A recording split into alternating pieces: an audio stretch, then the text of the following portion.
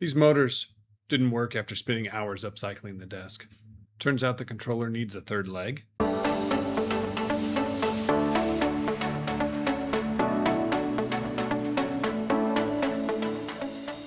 This is the VIVO L-shaped sit-stand desk that I've been using for many years now. It has a solid frame, no complaints there. It's that L shape that's going to be causing me trouble today. At 72 inches aside, the L-shaped desk wasn't going to fit in my son's room. It's not even close. To make things even more difficult, the Vivo's desktop can't convert into a straight desk. It's made of 4 parts that combined don't make a rectangle. I'm pretty sure at this point that the frame can be converted into a straight desk, so I made the move. I'm upcycling the desk to this 72-inch wide, 30-inch deep, inch-and-a-half thick pine edge-glued board. Sometimes we call that butcher block. I'll need to finish it myself and mount it onto the existing frame. Sounds simple enough. Let's get into it. This is the new desktop. It's 72 inches wide, 30 inches deep, inch-and-a-half thick, edge-glued pine. Like I said earlier, you might also hear this called butcher block. Right out of the cellophane wrapper, it's unfinished, raw wood. No sealant, no stain, no protection. If I mounted the board just like that, the first coffee spill would ruin it. So before I can attach it to the desk frame, I've got several hours of finishing ahead of me. The factory finish on these boards isn't terrible.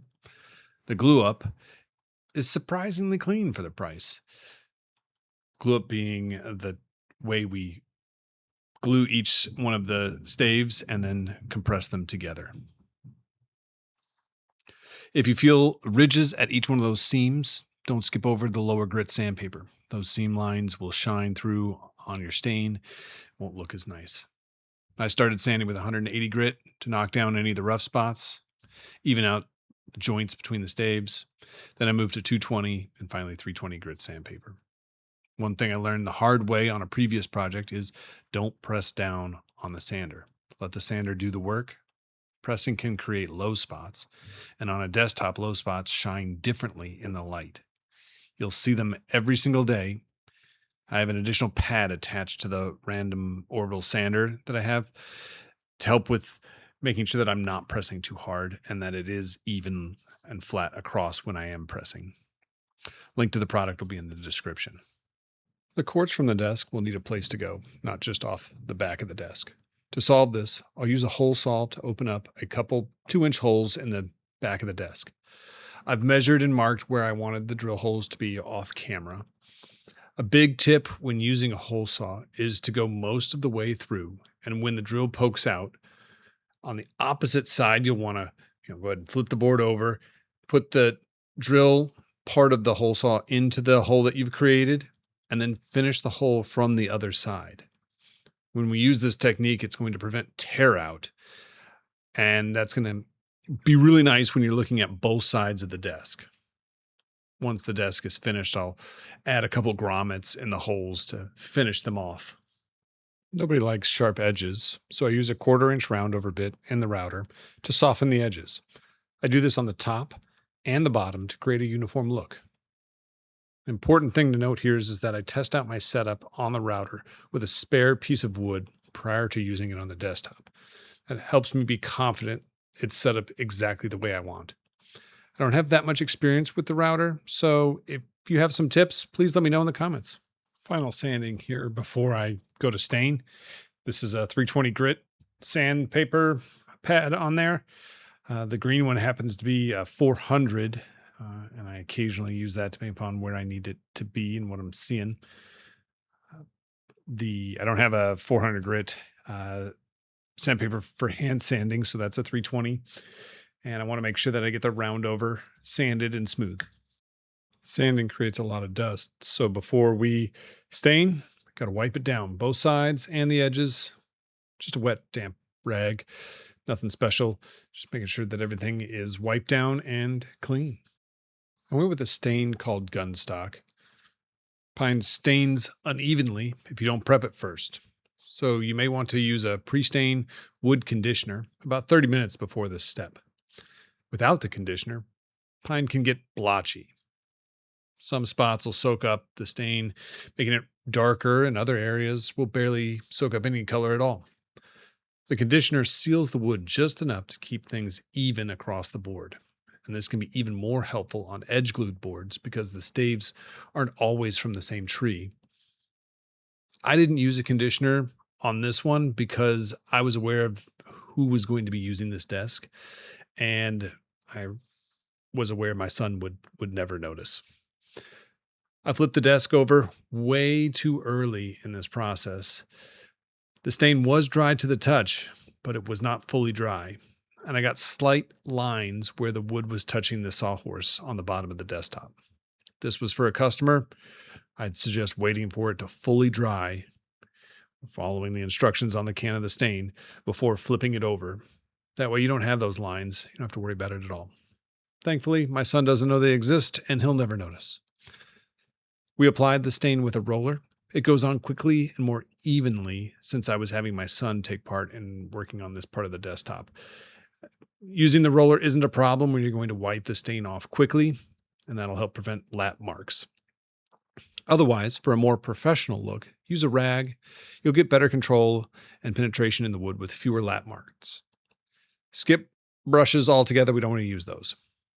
I wiped off the excess within just a couple of minutes, but typically you'd want to wait about 10 minutes for a much better penetration of the stain. One coat was enough for me, and it actually ended up a bit more red than I was thinking it would be. My son was okay with it, so we ran with it. If I was worried about the color of the stain, it would have been good to trial the stain on a similar board to make sure that he liked it. Once the stain dried overnight, I put down 3 coats of satin polyacrylic. I sanded lightly with 320 grit sandpaper between coats. The sealing step is where a lot of DIY projects fail. You might think that one coat is enough. It's not. This work surface is going to take a lot of abuse, be it keyboards, coffee mugs, pens, pencils, scratches, you name it. I want this surface to last. 3 thin coats gives a solid protective layer. I also find that the first layer is always the hardest to go on. So get the first coat on. Don't worry so much about the minor imperfections. They'll get sanded away. And the second coat will go on easier. And then the third coat is easier yet again. I also recommend using a satin finish, not gloss.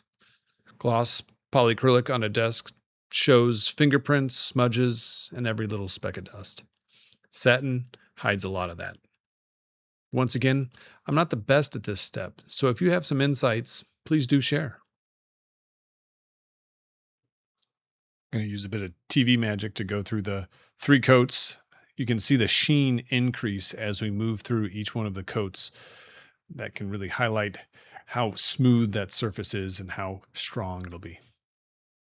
I like to use Old English wood conditioner and cleaner. This one's the lemon scent for light wood colors. It's made out of 99% mineral oil and helps with the shine. It also adds another layer of protection to the desktop. I flipped the desk upside down and carefully placed it on the ground. Then I centered the frame. The VIVO frame has pre-drilled mounting points, but those were designed for their specific desktop panels. I used the frame as a template so that I could drill my own pilot holes into the desktop. The last thing you want is the wood splitting or tension building up. Once everything was tightened down, I flipped the desk upright, and this is when I plugged it in for the first time. Nothing. The controller had lights. It was getting power, but neither leg would move. Not up, not down, nothing. I checked all the connections, unplugged and reseated every cable, checked the power supply, checked the controller for error codes, still nothing. After a couple of hours of troubleshooting and some very frustrated Google searches, I found the answer. If you're running the L-shaped configuration, it comes with 3 legs. Only using 2 legs will have the controller refuse to engage because it detects a missing motor. There was advice all over on how to hack it or wire it up to make it think that there was a 3rd leg attached. Those all seemed fairly risky, so I simply added the 3rd leg and centered it on the back of the desk. I wired the 3rd leg into the 3rd port on the controller, plugged everything back in, held my breath, and pressed the up button. It worked. Smooth lift, no wobble, no grinding. The 3rd leg synced perfectly with the other 2. The controller treats them as a match set, keeps them moving at the same speed. One thing you may need to adjust if you are doing this is the anti-collision sensitivity. With the heavier desktop up top, that could be too sensitive and it might stop mid-movement thinking it hit something. I don't have that issue, but you might. So here it is. What started as an L-shaped desk that wouldn't fit in my son's room is now a custom 72-inch wide, straight sit-stand desk with a solid pine top that looks way better than the original laminate panels ever did. The total project cost for me was about $125 because I had everything except for the wood and the stain. I would expect the project to come in under $200 if you had to purchase the polyacrylic and the sandpaper. For comparison, my brand new 72-inch uplift edge glued desktop was an additional $450, and it had some manufacturing defects. So I saved several $100s and got the finish and quality I wanted. There are a few things I would do differently now that I've completed the project. First one is research the controller before starting the project. I spent hours troubleshooting something that was actually a design feature. If I'd looked up the motor requirements first, I would have included the leg in the design from the start and saved myself a good bit of panic. 2, budget for about a week for the finishing, 5 days.